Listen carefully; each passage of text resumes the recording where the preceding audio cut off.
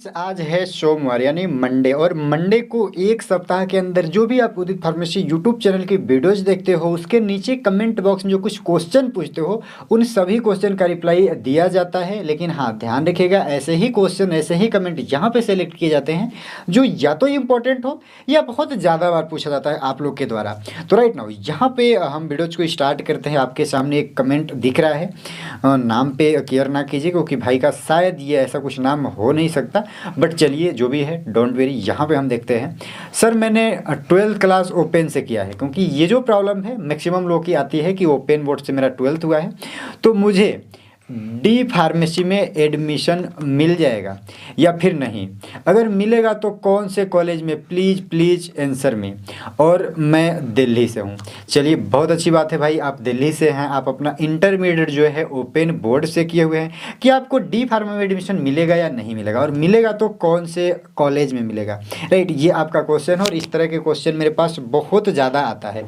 तो मैं यहाँ पर बता देना चाहूँगा कि अगर आप ओपन बोर्ड से स्टडी किए हैं तो बहुत से फार्मेसी जो कराते हैं बोर्ड, जैसे एग्जाम्पल मैं दूं तो यहाँ पे मैं लिख देता हूँ भाई BTE-UP, इस तरह के अलग अलग स्टेट में अलग अलग स्टेट बोर्ड या अपना एग्जामिनेशन कमेटी या कहीं ना कहीं यूनिवर्सिटी होती हैं, तो सभी जगह तो नहीं लेकिन कुछ जगह एक्सेप्ट हो जाते हैं अगर ओपन से जो अपना इंटरमीडिएट कंप्लीट किए होते हैं। तो इसका आंसर मैं डायरेक्ट नहीं दे सकता कि यस या नो, क्योंकि दोनों कंडीशन है। यहाँ पे आप पता करना पड़ेगा खुद किसी कॉलेज में जा करके कि उस कॉलेज जो भी उस कॉलेज जिस भी बोर्ड से संबंध रखता है क्या वहाँ पे एडमिशन अलाउ है, एडमिशन मिल जाता है आपको कि नहीं मिल पाता। लेकिन थोड़ा सा केयर कर लीजिएगा, क्योंकि ऐसे में ओपन बोर्ड से आप हैं तो मुझे ऐसा उम्मीद है, मुझे ऐसा लगता है कि आप थोड़ा सा स्टडी में ज़्यादा ध्यान वान नहीं देते होंगे और शायद आप कुछ शॉर्टकट के चक्कर में रहते होंगे। तो फार्मेसी में ऐसा करेंगे तो यहाँ पर आपके लाखों रुपये कहीं ना कहीं बर्बाद हो सकते हैं। मैंने बहुतों को देखा हुआ है, इसलिए मैं थोड़ा सा इन्फॉर्म कर दे रहा हूँ, अपने हिस्से का जो भी जानकारी है वो आपके साथ शेयर कर दे रहा हूँ कि आप थोड़ा सा सतर्क रहिएगा एडमिशन के टाइम पे फार्मेसी में। ओपन से आपने 12th कर लिया, अच्छी बात है। चलिए नेक्स्ट कमेंट की तरफ हम आते हैं। तो भाई यहाँ पे नेक्स्ट कमेंट है, सर रजिस्ट्रेशन नंबर नहीं आया है। राइट जी, रजिस्ट्रेशन नंबर नहीं आया है, क्या फॉर्म भर सकते हैं? बिल्कुल भाई, आप रजिस्ट्रेशन नंबर नहीं आया तो आप फॉर्म नहीं भर सकते हैं। बात कर रहे हैं किसकी, मतलब ऐसे डायरेक्ट अगर आपको लग रहा होगा तो अभी यूपी में वैकेंसी आई है 445 पोस्ट है टोटल, ये पोस्ट है भाई फार्मासिस्ट की। UPNHM यानी national health mission, government of Uttar Pradesh. तो यहाँ पे फार्मासिस्ट की वैकेंसी आई है, लेकिन उसमें अगर आप यूपी स्टेट फार्मेसी में रजिस्टर्ड फार्मासिस्ट हैं तभी आप अप्लाई कर सकते हैं। आपका रजिस्ट्रेशन नंबर नहीं आया है तो भाई अभी आप अप्लाई नहीं कर सकते हैं। राइट, नेक्स्ट कमेंट की तरफ आते हैं।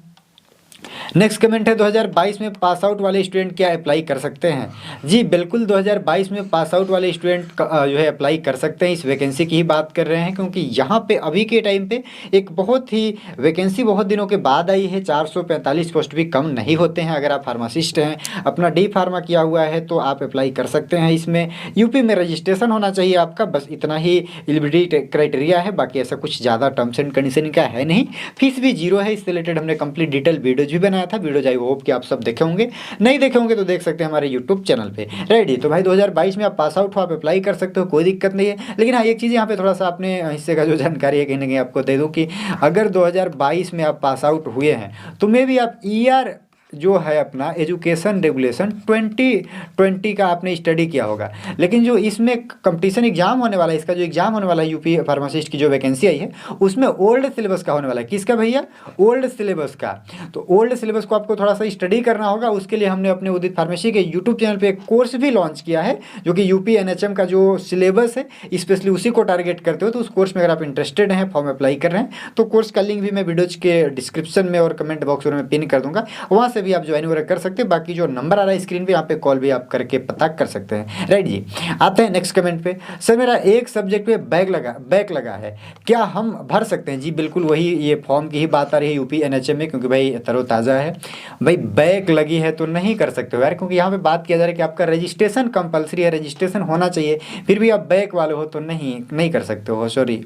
राइट, यहाँ पे अपेयरिंग वाले भी नहीं कर सकते भाई। इस तरह के काफ़ी अलग अलग प्रकार के कमेंट्स है, तो मैं सोचा ठीक है रिपीट फास्ट लेते चलेंगे। और रवि कुमार रवि यादव जी, आपका कमेंट मैं बार बार देखता हूँ, मुझे आपका नाम भी याद है लेकिन नहीं कर सकते भाई, आपका जो है कंप्लीट होना चाहिए रजिस्ट्रेशन और रहेगा तभी कर सकते हो। आते हैं नेक्स्ट कमेंट में, देखिए उसी वैकेंसी की बात किया जा रहा है, नेशनल अर्बन हेल्थ मिशन या डिस्ट्रिक्ट हेल्थ सोसाइटी या RBSK यानी राष्ट्रीय बाल स्वास्थ्य कल्याण ऐसा करके इसका फुल फॉर्म है। ये गवर्नमेंट की अलग अलग, उत्तर प्रदेश सरकार की अलग अलग प्रोग्राम है, इन तीनों में फॉर्म भर सकते हैं। देखिए पोस्ट जो है ना वो अलग अलग प्रोग्राम के तहत आया है, तो तीनों में आप नहीं भर सकते, आपको किसी एक में ही भरना पड़ेगा, जिसमें एक में आप भरोगे उसी के लिए आप कंप्लीट करोगे, ना कि टोटल 445 के लिए आप कंप्लीट करोगे, राइट जी। तो ये कहीं ना कहीं थोड़ा सा आप एडवांटेज माने या डिसएडवांटेज माने, बट आपको किसी एक में ही अप्लाई करना है, राइट जी।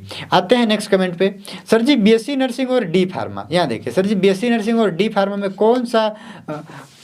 कौन सा करें, किसमें ज़्यादा पैसा कमा सकते हैं, right. Please sir confusion clear कीजिए। देखिए भाई A to Z स्टोरीज आप जो भी अपने चैनल का नाम लिखे हैं बहुत अच्छी बात है, बट यहाँ पे मैं आपको बता देना चाहूँगा कि यहाँ पे आपने डायरेक्टली क्लियर लिखा हुआ है कितना पैसा कमा सकते हैं। कभी कोई तुलना मत कीजिए कि भाई BSc नर्सिंग करके ग्रेजुएशन कोर्स है, 4 साल का कोर्स है, उसको करके हम ज़्यादा पैसा कमा लेंगे, D फार्मा करने के बाद हम कम पैसा कमा लेंगे।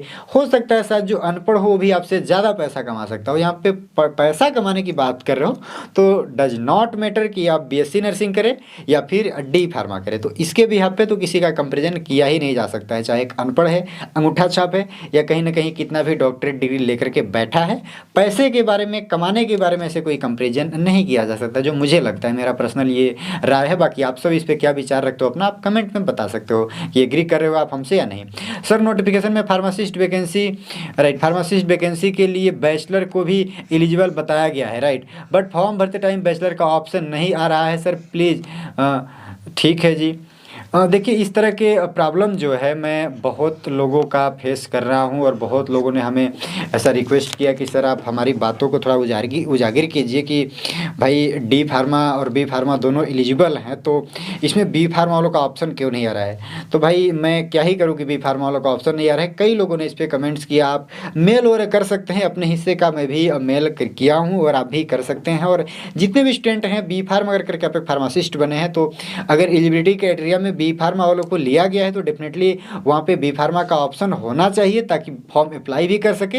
नहीं कहीं हवा हवाई में रहेगा कि भैया D फार्मा और B फार्मा दोनों के लिए है और अप्लाई तो सिर्फ D फार्मा वालों का हो रहा है, तो ये रियलिटी है भाई, कुछ बग है, कुछ प्रॉब्लम है। और इस तरह की प्रॉब्लम हमने बहुत अलग अलग वैकेंसीज में देखा है कि ऐसा प्रॉब्लम होता है कि D फार्मा B फार्मा दोनों एलिजिबल होते हैं, बट जहाँ पे अप्लाई करने की बात आती है तो ऑप्शन में सिर्फ D फार्मा दिया होता है। तो ये B फार्मा वालों के साथ कहीं ना कहीं थोड़ी सी पक्षपात है। गवर्नमेंट वैकेंसी या कॉन्ट्रैक्ट बेस पे जो जॉब वगैरह आती हैं, इसको लेकर के ज़्यादातर फर्स्ट प्रायोरिटी डिप्लोमा वालों को दिया जाता है, बट क्यों मुझे नहीं पता भाई, बट डिप्लोमा इन फार्मेसी को ज़्यादा प्रायोरिटी इन्होंने दे रखा हुआ है। शायद में भी ज़्यादा लोग डिप्लोमा इन फार्मेसी करते हैं इसलिए क्या।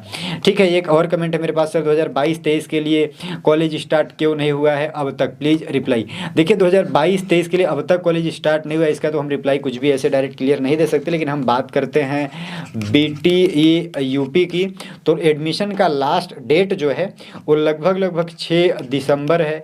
तो 6 दिसंबर जब एडमिशन का लास्ट डेट है, तो आप मान करके चलो कि भाई जनवरी में ही आपकी कंटिन्यूसली वे में क्लासेस स्टार्ट होने वाली हैं। तो जो सेशन है बहुत डिले चल रहा है, बहुत लेट चल रहा है। बाकी आप कहाँ से हैं, क्यों नहीं स्टार्ट हुई हैं, ये रीज़न आप पता कर सकते हैं आपके कॉलेज में, अगर आपके कॉलेज वाले आपको सही ढंग से कुछ इन्फॉर्मेशन दे तो, राइट जी। ये थे कुछ कमेंट्स जो कि आप सभी ने इस सप्ताह में हमसे पूछा हुआ है, और वैकेंसी से रिलेटेड ज़्यादा ही कमेंट्स है, बाकी और जो कमेंट है वो तो बहुत कम है। उम्मीद है कि इस तरह के डाउट अगर आपके भी होंगे तो क्लियर हुए होंगे। बाकी कुछ अदर डाउट है तो वीडियो के नीचे भाई कमेंट बॉक्स खाली पड़ा है, वहाँ पे आप आओ कमेंट करो, उसका रिप्लाई मैं ज़रूर से ज़रूर दूंगा। या तो मंडे को वीडियोज़ के थ्रू दे दूँ, या फिर शायद उस पर मैं वीडियोज़ बना दूँ, या फिर हो सकता है फिर हाल ही में कोई वीडियोज़ बनाया हो उस टॉपिक पे, तो शायद मैं रिप्लाई भी ना दूँ। तो उम्मीद है फ्रेंड्स कि ये जो जानकारी हमने दिया वो आपको पसंद आई होगी। फिर मिलते हैं किसी नेक्स्ट वीडियो में, तब तक के लिए सभी को बाय बाय।